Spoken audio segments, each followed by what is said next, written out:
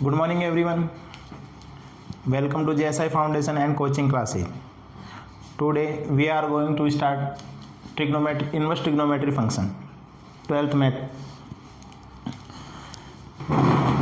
देखो हाँ, ये ट्रिग्नोमेट्री के बारे में हम 11th क्लास में इसका बेसिक थोड़ा पढ़ चुके हैं। अब हम नया टॉपिक इन्वर्स ट्रिग्नोमेट्री पढ़ेंगे 12th में। इस टॉपिक इन्वर्स ट्रिग्नोमेट्री ये कॉन्सेप्ट को समझे ढंग से, रटने की कुछ चीज़ नहीं है इसमें, इसको ढंग से समझे, क्वेश्चन अपने आप सॉल्व होते जाएंगे।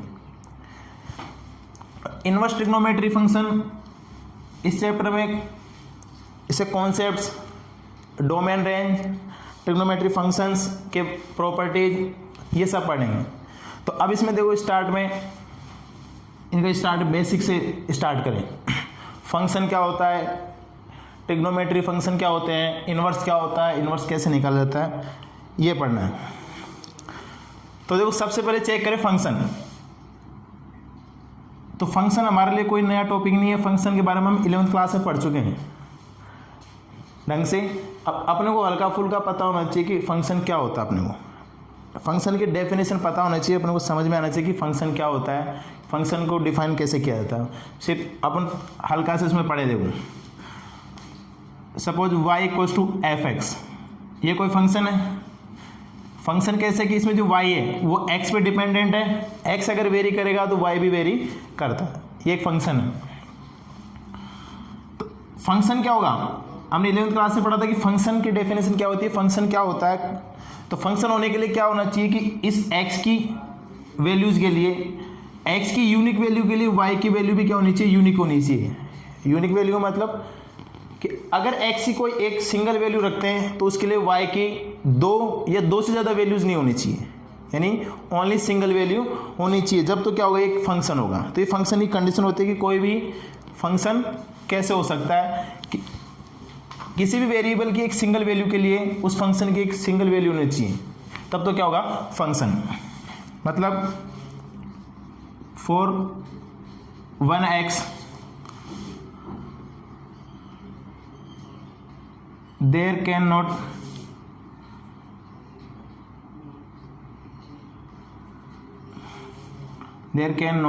distinct values of y, then y equals to fx is a function। तो ये तो अपने समझ में आ गया कि फंक्शन क्या होता है, कि फंक्शन क्या होता है कि किसी भी फंक्शन में या किसी भी एक वेरिएबल की वैल्यू के लिए उस फंक्शन की एक सिंगल वैल्यू, जब तो क्या होता है एक फंक्शन होगा। तो अब अपन चेक करेंगे जो अपने ट्रिग्नोमेट्री, अच्छा अपने ट्रिग्नोमेट्री रेशियो पढ़े, तो ट्रिग्नोमेट्री फंक्शन अपनी ट्रिग्नोमेट्री रेशियो पढ़ चुके हैं। तो क्या ट्रिग्नोमेट्री फंक्शन और ट्रिग्नोमेट्री रेशियो एक ही है कि दोनों अलग अलग है, दोनों में कोई डिफरेंस होता है। तो देखो कि ट्रिग्नोमेट्री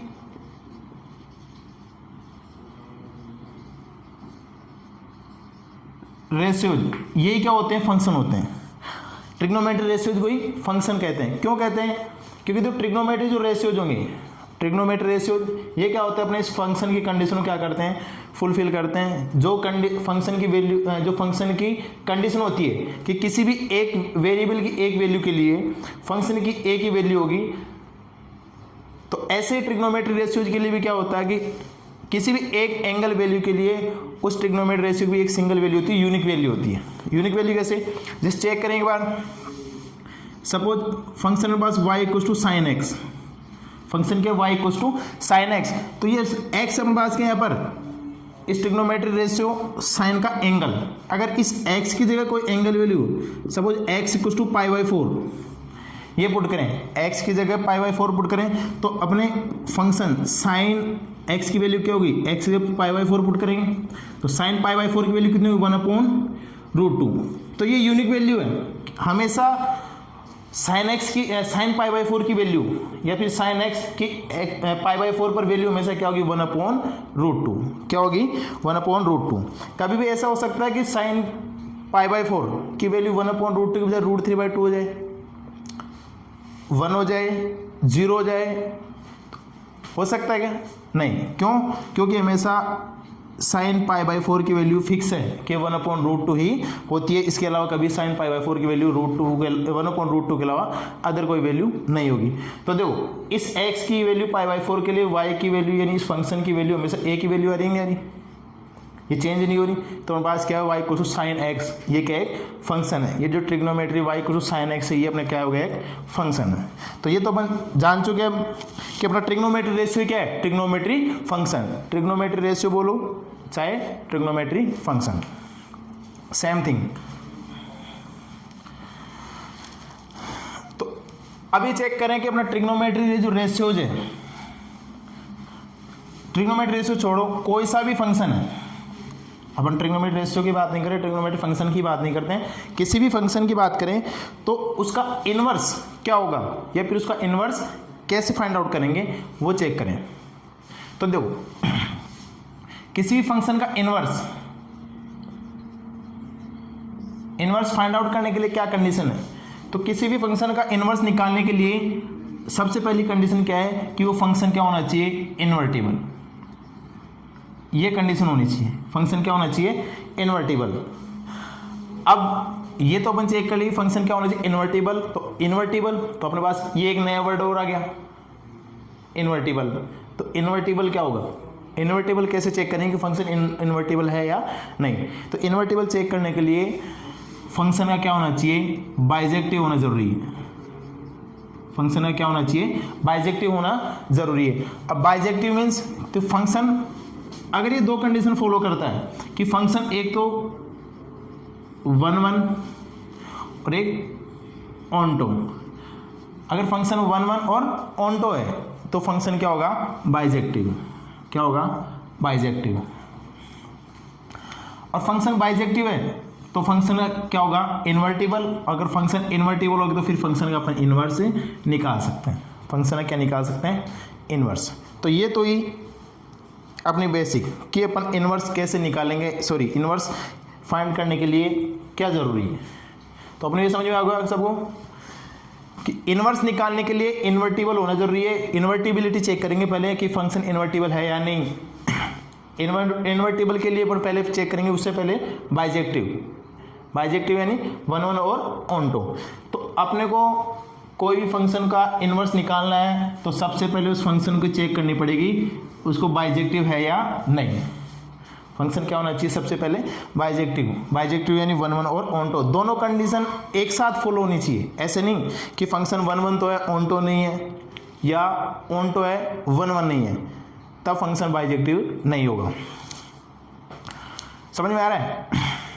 तो देखो, तो फंक्शन को बाइजेक्टिव प्रूव करना सबसे पहले कि फंक्शन बाइजेक्टिव है या नहीं। हालांकि अपने यहाँ पर ये चीज़ नहीं है कि बाइजेक्टिव प्रूव करो, अपने को तो सीधा उस फंक्शन को इन्वर्स, उसकी इन्वर्स प्रॉपर्टीज पढ़नी है, इन्वर्स चेक करना है कि इन्वर्स कैसे होता है, क्या होता है, उसकी प्रॉपर्टीज चेक करनी। लेकिन अपन बेसिक से लेके चल रहे हैं ताकि अगर हम बाई चीज़ कोई चीज़ मिस कर जाएं तो वो हम, अगर हमको बेसिक पता, हमारा बेस ठीक है, तो हम उस चीज़ को वापस से रिकॉल कर सकें। अगर हम बेस मजबूत होने चाहिए। तो इसके लिए देखो,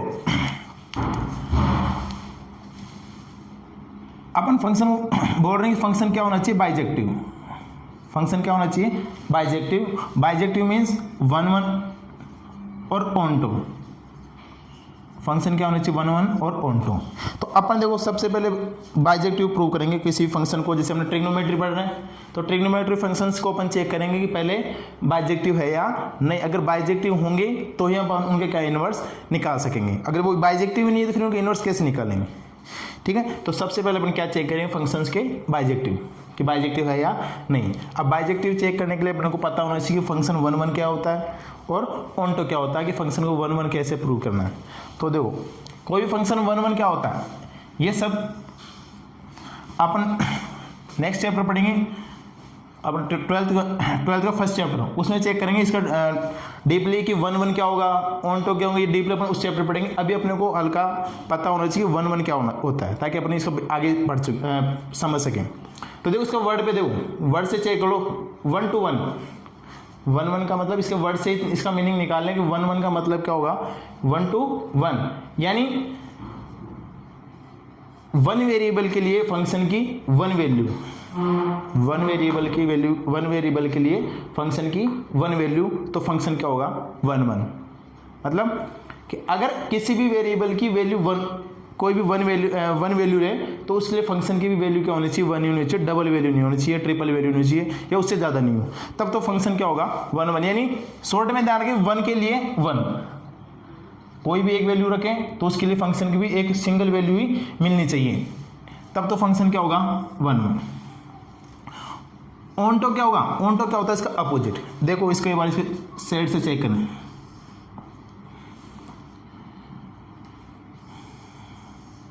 जैसे अपने भी साइन एक्स के लिए चेक कर रहे हैं तो अपन फंक्शन ले लेते हैं y equal to sine X, 0 π/2 pi 3 π/2, ऐसे -π/2 -π -3 π/2। और अपन इधर x की वैल्यू ले लेते हैं 0 -1 1/√2 -1, ये बोला 1/√2 1। तो 1 1 के लिए चेक करें कि देखो अगर x की वैल्यू अपन π/2 लें, x की वैल्यू क्या लें π/2, तो अपने फंक्शन की वैल्यू क्या होगी 1, फंक्शन की वैल्यू क्या होगी 1। तो यानी π/2 के लिए वैल्यू 1 आ रही नहीं आ रही, तो ये फंक्शन अभी क्या होगा 1 1। अभी इसके लिए प्रॉपर्ली इसके लिए चेक नहीं करेंगे y टू साइन एक्स 1 1 है, अभी तो अपन समझ लिए इसका एग्जांपल ले रहे हैं। साइन π/2 की वैल्यू क्या होगी 1, तो साइन π/2 की वैल्यू 1 है, तो साइन π/2 की वैल्यू और कुछ भी हो सकती है क्या 1 के अदर, 1 के अलावा और कोई वैल्यू हो सकती है क्या √3/2 1/2 या 1/√2 नहीं, तो ये अभी क्या है 1 1 को शो करता है, 1 1 की कंडीशन को फुलफिल कर रहा है कि यहाँ पर क्या होगा ये फंक्शन 1 1 होगा। अब ऑनटो क्या होगा? ऑनटो क्या, ये अपने पास x की वैल्यू और ये y की वैल्यू, यानी ये x की वैल्यूज रखने पे ये y की वैल्यू जाती है। अब ऑनटो क्या होता है? इसका अपोजिट कैसे है कि अपन इधर से चेक करेंगे कि y की कोई सी भी अपन वैल्यू लें तो उस कोई सी वैल्यू के लिए इस x में उसके लिए क्या होना चाहिए, इसकी प्री इमेज होनी चाहिए। यानी y की कोई सी भी वैल्यू ऐसी नहीं होनी चाहिए जिसकी वैल्यू इधर नहीं हो या उसका एंगल इधर नहीं हो, यानी y की प्रत्येक वैल्यू के लिए x का कोई ना कोई मान होना चाहिए, x की कोई ना कोई वैल्यू होनी चाहिए, तो क्या होगा ये ऑनटो। क्लियर? तो अपने को दो चीज समझ में आएगी, 1 1 तो क्या होगा कि x की एक वैल्यू के लिए y की भी एक वैल्यू होनी चाहिए, जब तो क्या होगा 1 1। ऑनटो क्या होता है? इसका अपोजिट कि y की प्रत्येक वैल्यू के लिए x में या कोई ना कोई एंगल होना चाहिए, y में ऐसी कोई सी वैल्यू नहीं छूटनी चाहिए जिसकी इधर कोई वैल्यू नहीं चाहिए, या फिर ये इधर वाले किसी एलिमेंट की इमेज ये नहीं बनाता हूँ, यानी इधर y की वैल्यूज की इधर कोई ना कोई प्री इमेज होनी चाहिए, तब तो क्या होगा ये ऑनटो।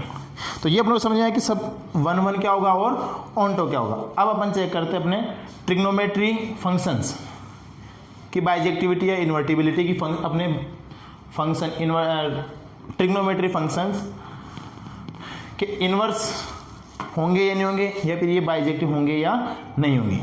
तो देखो, तो ये चेक करने के लिए मैं थोड़ा सा अपन जो 11th क्लास में पढ़ के आ चुके हैं उनको थोड़ा सा रिकॉल करें, उनको रिमाइंड कर ले। देखो एक तो अपने को पता है ट्रिग्नोमेट्री रेशियोज कौन कौन से हैं और उनके डोमेन और रेंज, ये अपने को पता होनी चाहिए। जब तक ये पता नहीं होंगे अपन इनके इन्वर्स नहीं निकाल सकते, वरना इन्वर्स निकाल सकते हो अपने को फिर उसमें प्रॉब्लम आएगी। तो देखो सबसे पहले तो अपने को जो अपने ट्रिग्नोमेट्री फंक्शंस है इनके अपने को डोमेन और रेंज पता होनी चाहिए, साथ ही साथ इनके इनका ग्राफिकल रिप्रेजेंटेशन ये भी आना चाहिए। तो देखो अपन दोनों साथ साथ करते हैं, इनके ग्राफिकल रिप्रेजेंटेशन डोमेन रेंज ये भी निकालते हैं। रटना नहीं है अपने को इनका कॉन्सेप्ट समझना है कि कैसे डोमेन रेंज निकाल देता अपन रटो। एक चाहे तो अपन ये टेबल ही बनवा सकते हैं, आप उससे डायरेक्ट इनको लर्न कर सकते हो, लेकिन वो आपके माइंड में ज़्यादा दिन तक स्टेबल नहीं होगी। तो इसके लिए अपन क्या करें, इसका ग्राफिकल रिप्रेजेंटेशन करके निकालना सीखें। तो देखो, तो पहले तो अपन ट्रिग्नोमेट्री फंक्शंस के डोमेन और रेंज ये चेक कर रहे हैं, ठीक है। तो देखो अपने सबसे पहला फंक्शन लेते हैं y equal to sine x, ये अपना ट्रिग्नोमेट्री फंक्शन है y equal to sine x. तो इसके अपन डोमेन और रेंज,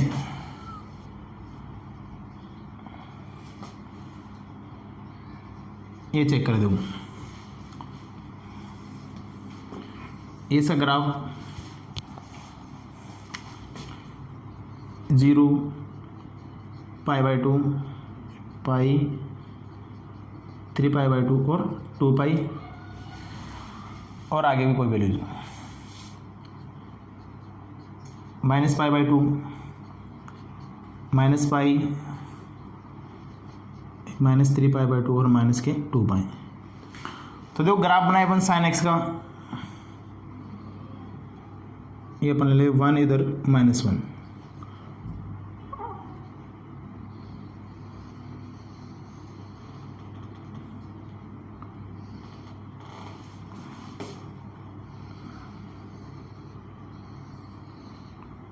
ये ग्राफ होता है साइन एक्स का। तो अब चेक करें, देखो तो इसके डोमेन और रेंज, तो सबसे पहले तो एक बार ये चेक करें कि डोमेन क्या होगी, रेंज क्या होगी, और इससे पहले अपने ये भी चेक करें कि डोमेन क्या होती है और रेंज क्या होती है। तो डोमेन क्या होती है कि जो उनके पास sine x, tan x, cot x, जो भी हमारे पास ट्रिग्नोमेट्री फंक्शन या रेशियोज होंगे, इनमें इस एक्स की, यहाँ पर ये एक्स क्या है, ये कोई वेरिएबल है और इस वेरिएबल को अपन बोलते हैं थीटा या एंगल।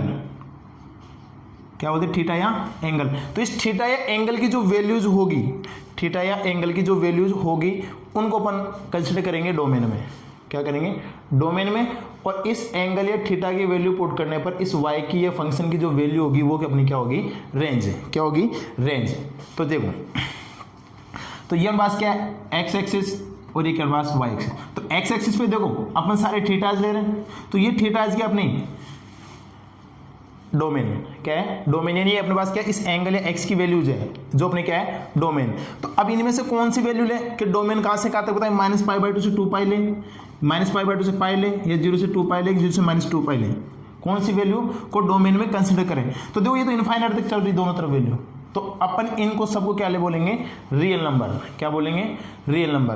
तो अपना डोमेन क्या होगा? Real number. तो y कुछ साइन एक्स, जो अपना साइन एक्स है ट्रिग्नोमेट्री फंक्शन, इसका डोमेन क्या होगा? Real number. अब प्रॉब्लम यह है कि कुछ बच्चे सोच रहे होंगे कि सर ये तो आप बता रहे हो थीटा, ये तो आप बता रहे हो कि थीटा, और यहाँ आप डोमेन लिख रहे हो रियल नंबर, तो थीटा रियल नंबर कैसे हो सकता है? तो देखो 11th क्लास में अपने इस चीज़ के बारे में भी इस चीज़ के बारे में पढ़ा था कि थीटा और रियल नंबर सेम थिंग होते हैं। थीटा और रियल नंबर सेम थिंग होते हैं। कैसे? वो देखो, एक बार वापस देख इसको। देखो कि पाई की वैल्यू क्या होती है? 3.14। पाई की वैल्यू क्या होती है? 3.14। और पाई की वैल्यू 180 डिग्री भी सुनी हो गई, ये देखियो। तो पाई की कुछ 3.14 और पाई की वैल्यू 180 डिग्री ये होती है। क्या ये सही लिखा के मैंने? पाई की वैल्यू 3.14 और पाई की वैल्यू 180 डिग्री, ये सही है क्या? 180 डिग्री नहीं। देखो ये 180 डिग्री होती है, वो क्या होती है? पाई की वैल्यू नहीं होती, ये किसकी वैल्यू होती है? पाई रेडियन की वैल्यू होती है। किसकी वैल्यू होती है? पाई रेडियन की। तो देखो अब इनका मतलब क्या है कि पाई की वैल्यू 3.14, तो पाई रेडियन की वैल्यू 180 डिग्री। तो इस पाई की जगह अपन 3.14 ये सब्स्टिट्यूट कर सकते हैं। पाई की value 3.14 radian equal to 180 degree. तो देखो 3.14 क्या है? ये एक रियल नंबर है। तो 3.14 रेडियन में 180 डिग्री होते हैं। तो डिग्री क्या है? एंगल। 180 डिग्री किसको शो करता है? थीटा की वैल्यू या एंगल को शो करता है। और 3.14 क्या है? Real number. तो यानी रियल नंबर और थीटा वैल्यूज ये दोनों क्या होते हैं? Same thing. दोनों को एक दूसरे में कन्वर्ट किया जा सकता है इस फॉर्मूले से।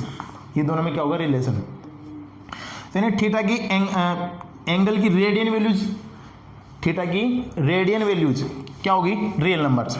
तो अब ये लिख देते हैं इधर, देखो एक बार।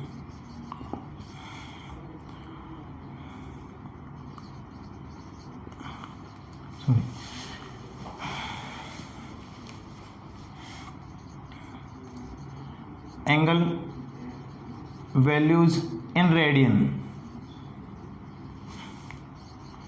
Are real number. ठीक है, समझ में आया? तो ये समझ में आया कि अपन यहाँ पर इसकी डोमेन जो थीटा वैल्यूज थी, इस थीटा को अपन ने रियल नंबर क्यों कहा, क्योंकि रियल नंबर और एंगल की रेडियन वैल्यूज ये क्या होता है, सेम थिंग, दोनों एक ही है। तो अब देखो, तो यानी अपने साइन एक्स का जो ग्राफ है, इसके अपने पास डोमेन कितनी आ गई, रेंज, सॉरी डोमेन कितनी आ गई, रियल नंबर। अब चेक करें इसकी रेंज, तो रेंज क्या होगी, मिनिमम वैल्यू और मैक्सिमम वैल्यू, मिनिमम वैल्यू और मैक्सिमम वैल्यू। अपना ग्राफ मिनिमम वैल्यू कितनी अटेंड कर रहा है, कितनी मिनिमम वैल्यू पे जा रहा है, और मैक्सिमम वैल्यू कितनी ले रहा है, तो इन दोनों पे देखो ये क्या होगी इसकी रेंज। तो देखो इसकी रेंज क्या होगी, -1 to 1 क्लोज इंटरवल -1 to 1, ये क्या होगी इसकी रेंज। तो ये अपने पास साइन एक्स का ग्राफ है और इसकी क्या होगी डोमेन और रेंज, ठीक है। तो अब इसी से चेक करें, देखो ये अपने पास ग्राफ आ गया, इसकी डोमेन रेंज आ गई। अब एक एक का चेक करते जाएंगे। देखो ये अपने पास y को साइन एक्स का ग्राफ है, डोमेन रेंज चेक कर ली इसकी। अब यहाँ से चेक करते हैं कि फंक्शन अपना 1 ऑन टू है या नहीं। अपना मेन पर्पज क्या था, अपने को ये चेक करना था कि फंक्शन बाइजेक्टिव है या नहीं। फंक्शन को बाइजेक्टिव चेक करने के लिए 1 एंड ऑन टू ये दोनों चेक करना है। अपना मेन मुद्दा तो ये था कि 1 और ऑन टू चेक करना है, ठीक है। ये अपना थोड़ा सा रिकॉल करते 11th क्लास का कि इसके डोमेन रेंज कैसे निकालनी। तो अपन दोनों ये सभी ट्रिग्नोमेट्रिक फंक्शन अपन साथ साथ निकाले चलेंगे, साथ साथ चेक करते चलेंगे सबके लिए कि 1 है या नहीं है। तो देखो, तो अब इसमें चेक करें कि ये जो ग्राफ भी आ गया हमारे पास। अब अपन यहाँ से चेक करें कि ये फंक्शन y sin x 1 है और ऑन टू है या नहीं। देखो 1 क्या होगा कि x की 1 वैल्यू के लिए y की 1 वैल्यू होनी चाहिए, या फिर y की ऐसी कोई भी x की दो अलग अलग वैल्यूज पे y की सेम वैल्यू नहीं आनी चाहिए। अगर x की दो अलग अलग वैल्यूज पे y की एक ही वैल्यू आ रही है, यानी x1 और x2 ये 2 पॉइंट है और इन पे दोनों पे सेम वैल्यू आ रही है y की, तो ये फंक्शन 1 नहीं होगा, ये फंक्शन क्या होगा, मेनी वन। क्या होगा, मेनी वन, यानी बहुत सारे पॉइंटों पे सेम वैल्यू आ रही है। समझ में? तो अपन चेक कर देखो, यहाँ से देखो सबसे इजी, देखो इस π/2 पर वैल्यू कितनी है, 1। π/2 पर वैल्यू कितनी आ रही है, 1। आगे चले देखो, इससे आगे 2π के आगे देखो, इधर से मान लो, सपोज इधर मान लो 5π/2 है, 5π/2 है, और इस 5π/2 पे देखो वैल्यू कितनी आ रही है, सेम वैल्यू आ रही है ना 1। और आगे अपन चलेंगे 7π/2 पे, सॉरी 9π/2 पे, तो भी वैल्यू क्या आएगी, वही +1 आएगी। तो अब देखो x = π/2 और x = 5π/2, x की इन दोनों वैल्यूज के लिए y की वैल्यू 1 आ रही है नहीं आ रही, तो ये फंक्शन 1 हो गया क्या? आप ही बताओ, चेक करो एक बार। मैंने क्या बताया कि x के दो अलग अलग पॉइंट के लिए सेम वैल्यू नहीं आनी चाहिए। अगर सेम वैल्यू आ गई 2 या 2 से ज़्यादा पॉइंट्स के लिए, 2 या 2 से ज़्यादा पॉइंट्स के लिए अगर y की या फंक्शन की सेम वैल्यू आ रही है, तो फंक्शन 1 नहीं होगा, क्या होगा, मेनी वन। क्या होगा, मेनी वन यानी बहुत सारे पॉइंटों के लिए 1 वैल्यू। ग्राफ से भी अपन दिख रहा है कि यही आ रहा है, ज़्यादा जैसे अपन आगे जा रहे हैं तो ये वैल्यू 1 रिपीट होती जा रही है, ठीक है। तो यानी फंक्शन 1 तो नहीं है, तो y = sin x 1 नहीं है, ये तो अपन चेक कर ले। तो अपने एक कंडीशन चेक कर चुके 1। अब क्या चेक करना है इसका, ऑनटो। तो स्टार्टिंग में बताया था अभी कि ऑनटो क्या होता है कि y की प्रत्येक वैल्यू के लिए कोई ना कोई थीटा होना चाहिए, कोई ना कोई एंगल वैल्यू होनी चाहिए। अगर y की प्रत्येक वैल्यू के लिए कोई ना कोई थीटा की वैल्यू आ रही जब, तो क्या होगा, ऑनटो। तो देखो अपन इसे ग्राफ से चेक कर देखो, जैसे मान लो मैं यहाँ से y की वैल्यू लेता हूँ, यहाँ से लेते 1 से लेते 1 के लिए कितनी वैल्यू आ रही है x की, या थीटा की कितनी वैल्यू आ रही है, π/2। इससे नीचे देखो, यहाँ से ये वैल्यू ले तो यहाँ पर देखो कुछ ना कुछ वैल्यू आ रही है, π/2 से छोटी वैल्यू आ रही है। यहाँ देखें फिर तो यहाँ पर भी कोई ना कोई पॉइंट आ रहा है, यहाँ चेक करते जाएं, कहीं पर भी चेक करें अपन देखो, तो ऐसी y की कोई सी वैल्यू नहीं आ रही जो जिसका कोई ना कोई थीटा एंगल या थीटा वैल्यू नहीं आ रही हो। तो y की प्रत्येक वैल्यू के लिए इधर x पे कोई ना कोई वैल्यू हो रही है, तो ये फंक्शन क्या है, ऑनटो। फंक्शन क्या है, ऑनटो। समझ में आया? तो कैसे चेक करते हैं, पता लगा कैसे चेक करते हैं अपन 1 और ऑनटो। 1 और ऑनटो ये अपन चेक कर चुके हैं साइन एक्स के लिए। तो इसमें क्या क्या हुआ कि फंक्शन 1 1 तो नहीं है लेकिन ऑनटो है, फंक्शन 1 1 नहीं है लेकिन क्या है, ऑनटो है। तो अभी चेक कर, ये बताओ कि ये अपन फंक्शन बाइजेक्टिव है या नहीं, फंक्शन बाइजेक्टिव है या नहीं। भाई ऑनटो हो गया, फंक्शन 1 1 नहीं है लेकिन ऑनटो हो गया, तो फंक्शन बाइजेक्टिव है क्या, हो सकता है क्या, नहीं। क्योंकि देखो बाइजेक्टिव होने के लिए फंक्शन को 1 1 और ऑनटो दोनों कंडीशन को एक साथ फॉलो करना चाहिए कि फंक्शन 1 1 भी होना चाहिए और फंक्शन ऑनटो भी होना चाहिए। अगर दोनों कंडीशन फॉलो कर रहा है तो फंक्शन क्या होगा, बाइजेक्टिव। तो इसका मतलब अपना y equals to sine x, y equals to sine x bijective नहीं है। अच्छा यहां तक अपन चेक कर लिए कि फंक्शन बाइजेक्टिव नहीं है। करना क्या था अपने को, अपन स्टार्टिंग में क्या पर्पस लेके चले थे कि अपने को y equal to sine x करना क्या है कि फंक्शन को अपने चेक करना है कि फंक्शन का इनवर्स निकलेगा या नहीं। तो फंक्शन की अपन क्या, अपने को क्या चेक करनी थी, इन्वर्टिबिलिटी। तो फंक्शन की इन्वर्टिबिलिटी चेक करने के लिए मैंने कंडीशन बताई थी फंक्शन बाइजेक्टिव होना चाहिए, और अपने यहाँ पर ये कंडीशन फेल हो गई कि फंक्शन बाइजेक्टिव नहीं है। तो फिर अपन जब फंक्शन बाइजेक्टिव नहीं है, फंक्शन बाइजेक्टिव नहीं है, नॉट बाइजेक्टिव, अगर फंक्शन बाइजेक्टिव नहीं है तो फिर इन्वर्टिबल भी नहीं, क्योंकि इन्वर्टिबल होने के लिए बाइजेक्टिव होना जरूरी है, और जब इन्वर्टिबल नहीं है तो फंक्शन का इन्वर्स नहीं निकाल सकते। तो अपन पढ़ रहे हैं इन्वर्स ट्रिग्नोमेट्री। अब अपना यहाँ से होता है स्टार्ट चैप्टर। ये अब तक अपना क्या था, इसके पीछे बैक हिस्ट्री थी कि कैसे ये इन्वर्स ट्रिग्नोमेट्री कॉन्सेप्ट आया, इन्वर्स ट्रिग्नोमेट्री कैसे बनाएगी। तो देखो अपने को चेक करना था बाइजेक्टिव नहीं हो रहा, और अपने को फिर भी करना है कि फंक्शन इनवर्स ट्रिग्नोमेट्री, अपन ये टॉपिक पढ़ रहे हैं। तो एक चीज बताओ कि जब फंक्शन बाइजेक्टिव नहीं है, इन्वर्टिबल नहीं है, और इन्वर्टिबल नहीं तो इनवर्स निकाल ही नहीं सकते, तो फिर क्यों अपन इनवर्स ट्रिग्नोमेट्री पढ़ रहे हैं, फिर इनवर्स ट्रिग्नोमेट्री कैसे इनवर्स करेंगे नहीं। तो इसके लिए देखो अब यहाँ से अपन अपना टॉपिक स्टार्ट अब यहाँ से होता है। देखो यहाँ से ध्यान से समझना, देखो इनको मैं मिटा देता हूँ, यहाँ तक क्लियर है सबको। देखो ये चीज़ अभी सभी फंक्शन के लिए चेक करेंगे अपन, tan x के लिए, cot x के लिए, cos x के लिए, इसमें ढंग समझना, आगे अपने आप समझते जाओ, आप खुद कर लोगे। देखो तो अपना देखो y टू साइन x, अगर आप अपने को ये पता लग गया कि बाइजेक्टिव नहीं है, इनवर्स निकाल नहीं सकते, तो अपने को फिर भी इनवर्स निकालना है। इसका इनवर्स पढ़ रहे तो इनवर्स निकालना पड़ेगा। तो इनवर्स निकालने क्या करना है, देखो कि जो अपने y टू साइन x की जो डोमेन और रेंज है, तो इस डोमेन रियल नंबर और रेंज -1 से 1 तक ये फंक्शन इन्वर्टिबल नहीं है। तो फिर अपन को क्या करना पड़ेगा, इसका इन्वर्स निकालने के लिए इसकी डोमेन और रेंज इन दोनों को क्या करना पड़ेगा, रिस्ट्रिक्ट करना पड़ेगा, बाउंड करना होगा। इन दोनों क्या करना पड़ेगा, रिस्ट्रिक्ट करना होगा या बाउंड करना होगा। यानी अपने को वो डोमेन और रेंज चूज करनी पड़ेगी जिसके अंदर ये फंक्शन बाइजेक्टिव हो जाए, यानी 1 1 और ऑनटो दोनों कंडीशन को फॉलो करें। तो देखो अब देखो कि किस रेंज के अंदर ये फंक्शन इन्वर्टिबल हो रहा है, वो देखो अपन।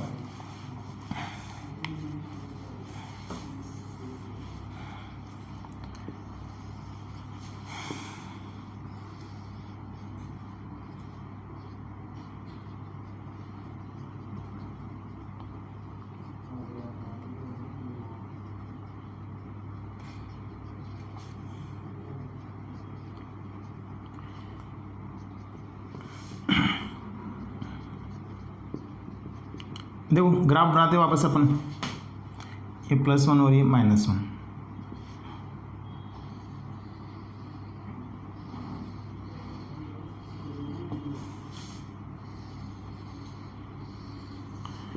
देखो ये जो अपना ग्राफ था y equals to sine x, y equals to sine x, या y equals to sine x जो अपना फंक्शन था वो इस डोमेन और रेंज के अंदर इन्वर्टिबल नहीं हो रहा। तो इसको अपने क्या करना होगा, इसकी डोमेन और रेंज को फिक्स करना होगा या बाउंड करना होगा, जिसके अंदर या जिस रेंज या डोमेन के अंदर ये क्या हो जाए, इन्वर्टिबल हो जाए। तो इसके लिए देखो मैं एक चीज देख रहा हूँ, देखो मैं ये एरिया बाउंड कर रहा हूँ, इसको ध्यान से देखो, यानी -π/2 से लेके और +π/2 का ये एरिया देखो, इसको मैं थोड़ा डार्क कर देता हूँ।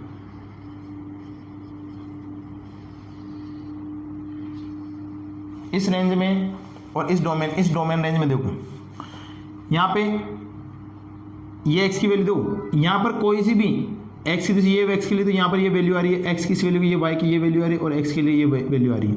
तो अब इस एरिया के अंदर, इस रेंज के अंदर देखो कोई भी वैल्यू रिपीट हो रही है क्या?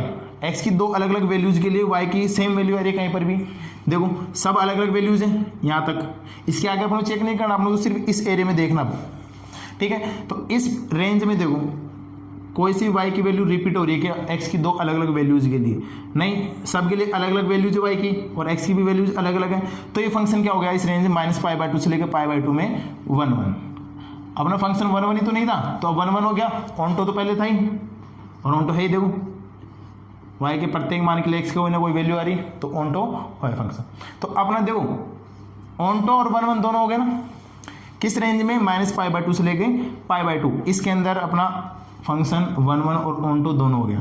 तो अगर ऑनटो है और ऑनटो और 1 1 दोनों, तो फंक्शन क्या है? बाइजेक्टिव।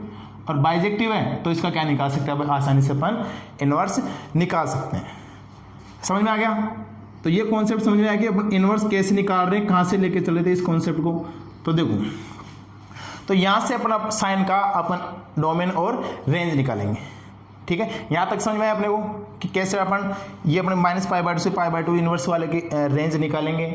आगे इन ऐसे देखो सभी ट्रिग्नोमेट्री फंक्शंस के अपन को रेंज डोमेन चेक करनी है, किस डोमेन रेंज के अंदर ये अपने इनवर्स निकाल सकते हैं या नहीं निकाल सकते हैं, ठीक है। तो वो पर्टिकुलर रेंज और डोमेन अपने को चेक करना होगा, वो अपने समझेंगे, ठीक है। ये अपना नेक्स्ट वीडियो में चेक करेंगे।